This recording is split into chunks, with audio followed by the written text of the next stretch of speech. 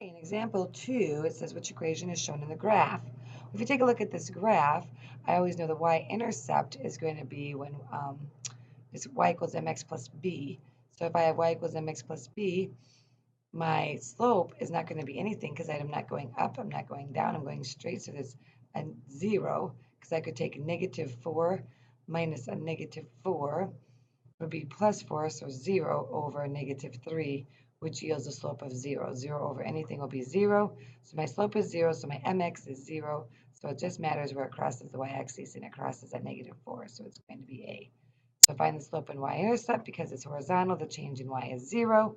0 over 3, because I can subtract my y, subtract my x's. And because it crosses at 0, -4, the y-intercept is -4. So the correct answer is A, as I was stating before. The example for number 3 then is the graph shows the distance remaining to complete a tunnel.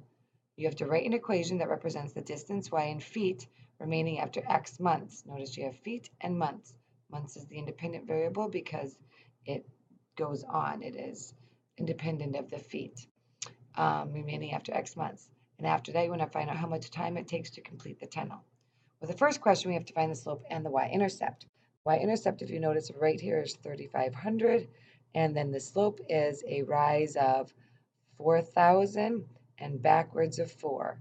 So it's a change in 2,000 over 4, and it's a downward slant. So it's negative 2,000 over 4, or negative 500.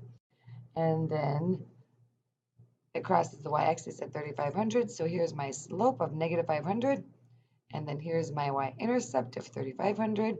So there's my slope-intercept form of the equation. So to complete the tunnel, we have to have 0 feet remaining.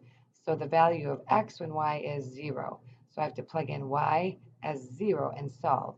So here's just a regular equation. I'm trying to get x by itself. So I'm going to subtract off 3,500 first. And I'm going to get negative 500x is equal to negative 3,500 because I subtracted over here and over here. Then I will divide by a negative 500 to get a positive x. So I'll divide by a negative 500 and get a positive 7 because of 2 negatives and then division. So it would take 7 months to complete the tunnel because that's my time that I have. So if you think you understand these two examples, you may click next to try some on your own.